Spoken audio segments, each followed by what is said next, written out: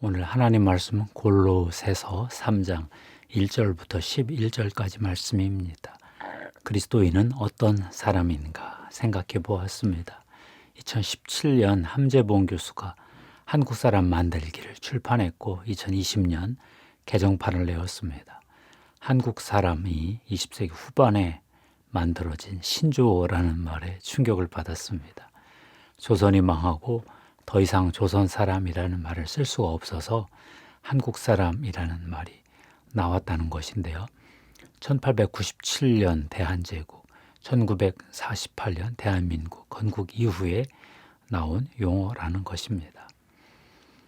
함재봉 교수는 조선이 망하고 새로운 한국의 정치 체제를 상상하면서 5가지 세력이 각축전을 벌였다 했습니다. 친중 위정 척사파, 친일 개화파, 친미 기독교파, 친소 공산주의파, 인종적 민족주의파. 지금도 한국 사람 만들기 프로젝트는 여전히 진행 중이라는 것입니다. 제가 보기에도 여전히 5 세력이 합종연횡하며 갈등이 진행되는 것 같습니다. 이제 어느 정도 향방이 정해진 듯도 하고요. 한국 사람의 정체성 문제가 저렇다면 그리스도인의 정체성은 어떨까요? 오늘 바울이 골로새 교회에 보낸 서신 말씀은 이에 대해 말씀하고 있습니다. 그리스도인이 누구일까요? 그리스도인은 어떤 사람일까요? 요즘 기독교의 사회적 영향력이 뚝 떨어졌죠. 1980년대만 해도 한 80%대였는데 지금은 20%대입니다. 그러니 그리스도인은 죄를 짓지 않는 사람이다. 이렇게 말하고 싶습니다.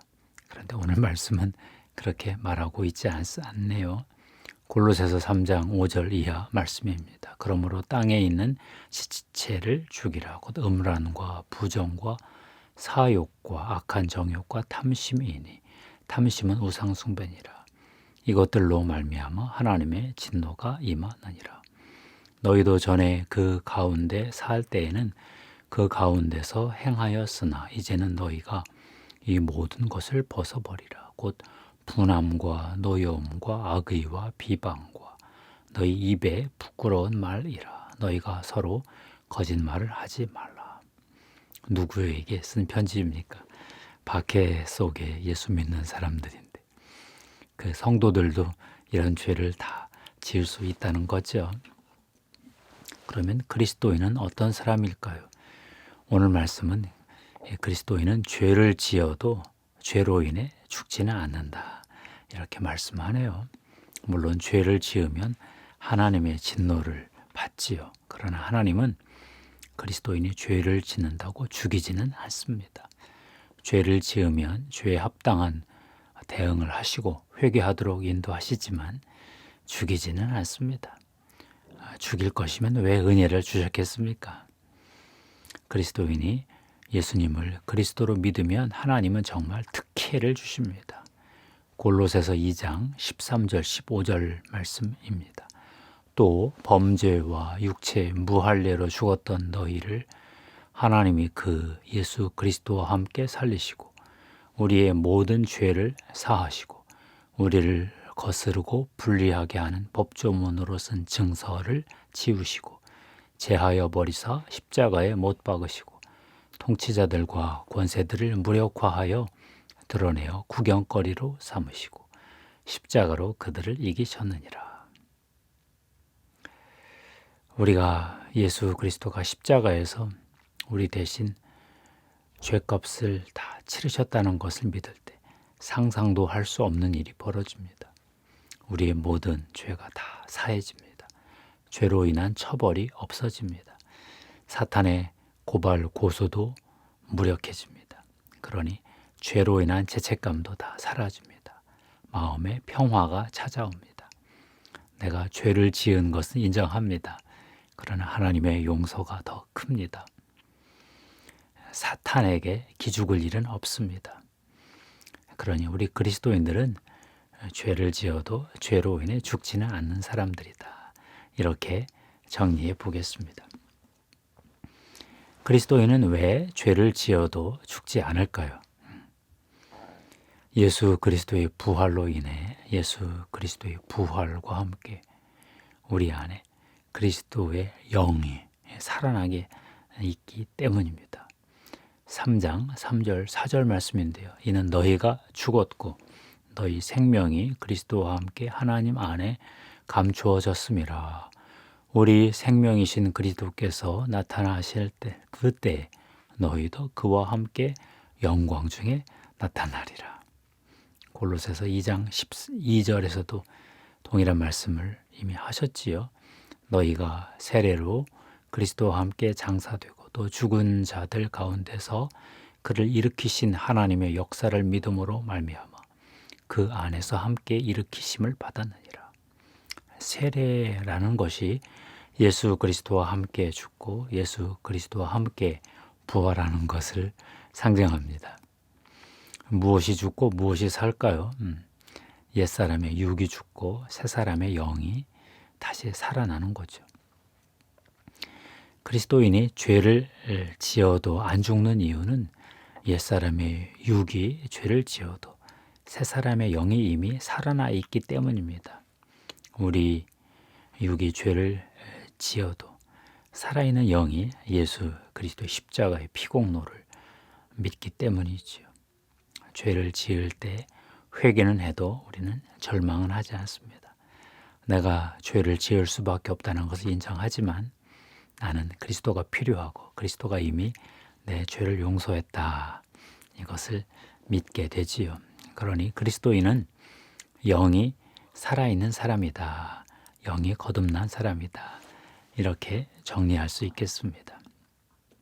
사실 우리 그리스도인은 그리스도를 믿을 뿐만 아니라 그리스도를 바라보는 자들입니다. 골로새서에서 사도 바울은 특별히 그리스도가 계신 두 자리를 말씀하시는데요. 하나는 하나님 우편에 계신 그리스도의 위치입니다. 3장 1절 말씀이지요. 그러므로 너희가 그리스도와 함께 다시 살리심을 받았으면 위에 것을 찾으라. 거기는 그리스도께서 하나님 우편에 앉아 계시느니라.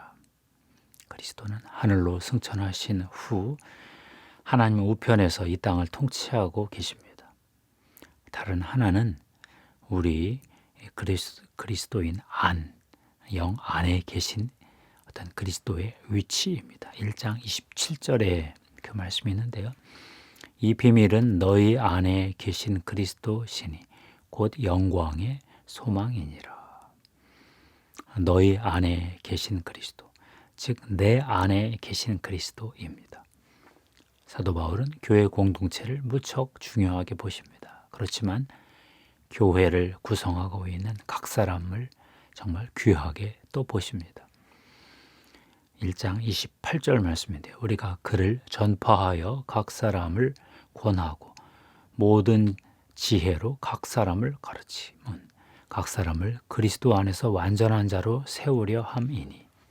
이 한 구절에 각 사람을 3번이나 언급합니다. 그러니 그리스도인은 내 안에 계신 그리스도와 하나님 우편에게 앉아 계신 그리스도를 동시에 바라보며 사는 자들이다. 이렇게 정리해 보고 싶습니다. 뉴욕에 가난한 화가들이 모여 사는 누추한 마을이 있었습니다. 젊은 여자 화가 존 씨와 수가 한 집에서 서로 도우며 그림을 그리며 살았습니다. 추운 겨울이 왔습니다. 존 씨가 폐렴에 걸렸습니다. 병이 위중해졌습니다. 의사는 존 씨가 생존할 가능성이 없다 이렇게 판단했습니다.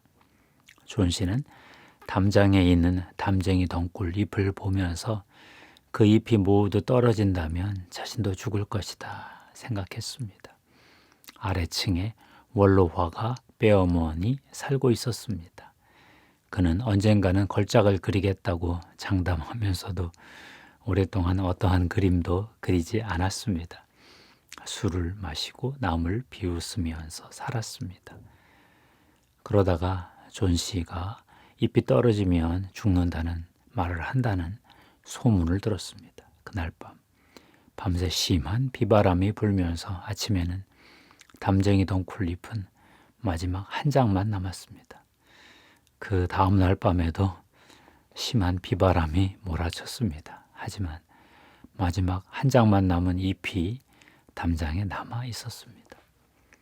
마지막 잎새가 계속 남아 있는 것을 보고 존 씨는 기력을 되찾았습니다. 그러나 존 씨 대신 다른 한 사람이 죽었습니다. 원로 화가 베어먼이 죽었습니다. 마지막 남은 잎은 베어먼이 담장에 붓으로 정밀하게 그린 그림이었습니다. 베어먼은 사다리를 타고 차가운 비바람을 맞고 밤을 새며 벽에 잎을 그렸습니다. 이틀 후 베어먼은 폐렴으로 죽었습니다. 친구 수는 베어먼이 결국 생전에 언젠가는 그리겠다고 장담하던 걸작을 그렸구나 하고 깨달았습니다. 오 헨리의 단편 마지막 잎새 The Last Leaf 내용이지요. 한 사람이 죽어 다른 사람을 살린 이야기, 십자가의 이야기를 반영한 수많은 이야기들 중에 하나입니다. 예수 그리스도는 죽은 후 부활하셨습니다. 그러니 예수 그리스도를 바라보는 이들이 그리스도인이라고 말해야 할 것 같습니다. 우리는 그리스도처럼 살기 힘들죠. 살면 좋지만 산상수훈을 다 구현하고 실천하며 사는 사람들은 정말 극소수입니다. 그러나 나는 그리스도가 필요하다. 내 힘으로는 못 산다. 나는 죄가 너무 많다. 나는 그리스도가 정말 절실히 필요하다. 나는 도 닦아서는 저렇게 살 수 없다. 이렇게 믿고 예수 그리스도를 바라보는 이들, 그들이 바로 그리스도인입니다. 기도하겠습니다. 하나님 감사합니다. 예수 그리스도께서 우리를 위해 십자가에서 죽으시고 또 우리를 위해 부활해 주셔서 감사합니다. 하나님, 저희들이 세례를 받았습니다. 예수와 함께 죽었고 예수와 함께 다시 부활했습니다. 우리가 죄가 많지만 죄를 많이 짓지만 예수 그리스도를 바라봅니다. 그리스도가 절실히 필요한 자들로서 그리스도를 바라보며 삽니다. 내 안에 계신 그리스도도 바라보고 하나님 우편에 계신 그리스도도 바라봅니다. 주님 바라보며 저희들도 예수 그리스도 닮아가도록 축복하옵소서. 예수 그리스도의 십자가의 피를 뿌리고 덮습니다. 성령님 기름 부어 주시옵소서. 우리 주 예수님의 이름으로 기도합니다. 감사합니다. 하나님께 영광 돌립니다.